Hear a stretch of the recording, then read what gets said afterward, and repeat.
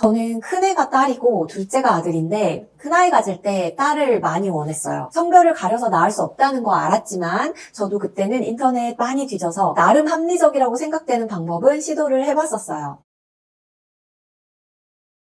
안녕하세요. 난임 전문 유리우마니언 원장 오유리입니다. 이번 영상에서는 많이들 궁금해하시고 소망하시는 아들 낳는 방법, 딸 낳는 방법에 대한 이야기입니다. 성별을 골라서 낳는 한약이나 부부관계 팁들이 많이 있는데요. 중국 황실달력, 각도법 등등 아들, 딸을 골라 낳거나 출산 전에 성별을 일찍부터 알고 싶은 분들의 이야기들이 인터넷에 많이 퍼져 있더라고요. 어떤 것들이 있는지 알아보고 이게 정말 효과가 있는 건지 이야기해 보려고 합니다. 먼저 아이의 성별을 결정하는 건 여자가 아닌 남자라는 사실 알고 계시나요? 아들을 낳으려면 XY 염색체여야 하는데 부부관계 시 남편에게 Y 염색체가 있어야 합니다. 왜냐하면 여자에게는 X 염색체만 있기 때문이에요. 아들 낳는 방법으로 잘 알려진 첫 번째는 금욕 후 배란 당일에 부부관계를 하는 것입니다. 그러니까 정자가 활발하고 힘이 있는 상태에서 관계를 하는 게 중요한데요. 날짜도 배란일 당일이어야 합니다. 아들 낳는 방법 두 번째는 단백질이 가득한 고기를 먹는 것입니다. 생선이나 기름진 음식을 먹는 것도 도움이 됩니다. 카페인이 된 음료나 커피를 마시는 것도 좋습니다. 이런 음식을 산성 음식이라고 하는데 달걀, 간장, 설탕도 들어갑니다. 세 번째는 몸을 차갑게 만드는 것입니다. 아들을 낳는 Y 염색체는 열에 약하기 때문입니다. 평소 남편의 몸이 뜨겁다면 딸을 낳을 확률이 올라갑니다. 네 번째는 부부관계 시간입니다. 아들을 낳는 Y 염색체는 낮이나 저녁보다는 좀 더 활발해지는 아침이나 새벽 시간에 관계를 가지는 게 좋습니다. 딸을 낳는 방법은 어떨까요? 아들 낳는 방법과 반대로 하시면 됩니다. 첫 번째, 딸을 낳는 X 염색체는 2, 3일 정도 생존해 있기 때문에 배란일 당일이 아닌 배란일 이틀 전 즈음에 관계를 하시는 게 좋습니다. 두 번째, 음식도 기름진 고기가 아닌 채소와 과일 위주의 식사가 좋습니다. 카페인이 된 음료나 커피도 삼가하시는 게 좋고요. 세 번째, 몸을 따뜻하게 해주는 것입니다. Y 염색체는 열에 약합니다. 그래서 뜨거운 물에 들어가서 반신욕을 하고 관계를 가지면 좋습니다. 네 번째, 부부관계 시 여성이 절정에 다다르면 남자아이가 생길 확률이 높다고 하는데요. 그래서 흥분하기 전에 사정하는 게 좋다고 합니다. 이때 깊은 삽입을 하고 사정하지 않는 것도 중요합니다. 아들을 원하는지 딸을 원하는지 사람마다 정말 다른데 원하는 만큼 노력했지만 반대의 성별을 가지는 경우가 참 많죠. 알려진 바로는 2002년 월드컵 꽁지머리 골키퍼 축구선수 김병지 기억나시나요? 이분도 아들만 셋인데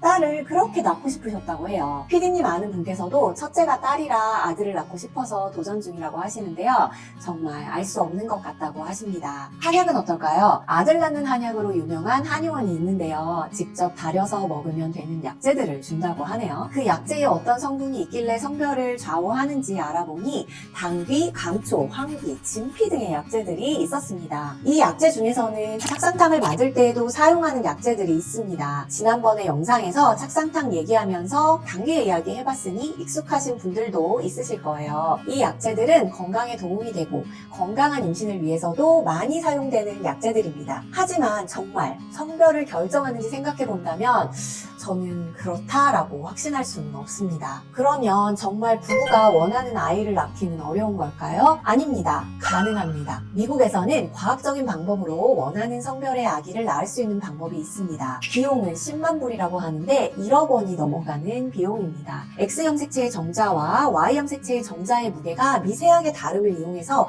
인공수정을 시켰을 때 성공률이 꽤 높더라고요. 아직 보편화된 기술은 아니기 때문에 금액은 많이 높아 보입니다. 또한 미국에서 PGT 검사를 하는 경우에는 성별을 미리 알려준다고 하는데요. 이건 미국에 거주하면서 시험관 하고 계신 분이 한국에 6개월 정도 오셔서 저희 한의원 치유를 매주 받으시면서 시험관 준비를 하셨던 적이 있는데 그때 말씀을 해주셨어요. PGT 성공한 배아가 아들인 게 2개 있고 딸인 게 1개 있는데 뭘 먼저 이식하면 좋을까요? 라고 저한테 이렇게 조언 구하신 적이 있었거든요. 그래서 미국은 착상전 유전 진단할 때 성별 미리 알려주는구나 하고 알게 되었어요.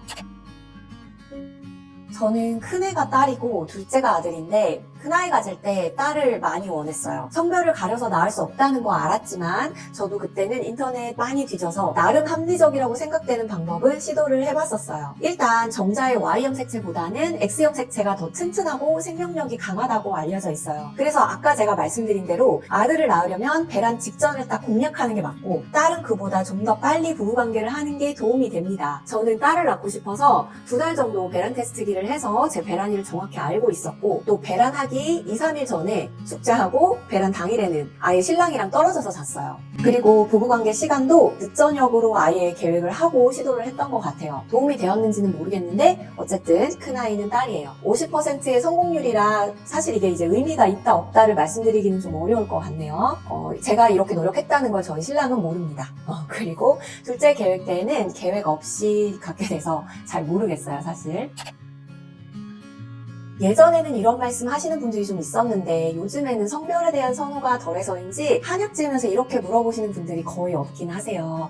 아까 위에서 말씀드린 게 남편의 몸의 온도가 차가우면 아들 낳을 가능성이 올라간다라는 얘기가 있었잖아요. 저는 아들 낳는 한약이라고 과학적으로 입증된 건 없지만 남성의 몸이 과열돼서 정자력이 떨어지는 것은 수태, 임신 이 자체가 어려울 수 있기 때문에 그 부분을 보완하는 처방을 많이 사용하는 편입니다. 이 과정에서 남성의 체열이 급속도로 내려가면 아들을 낳을 가능성이 올라갈 수 있습니다. 이 정도로 말씀드립니다.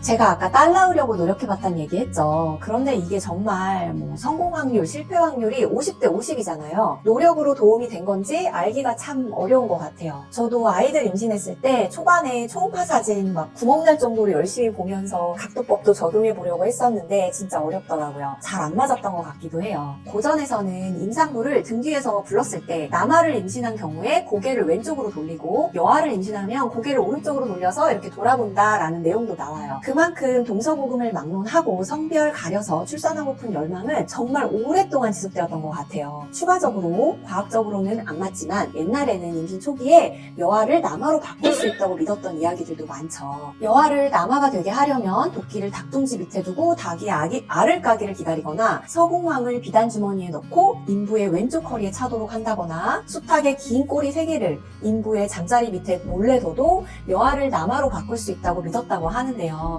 이런 도끼, 수탉 등등의 상징이 남성의 성기나 양기의 상징이기 때문에 이런 말이 나온 것으로 보입니다.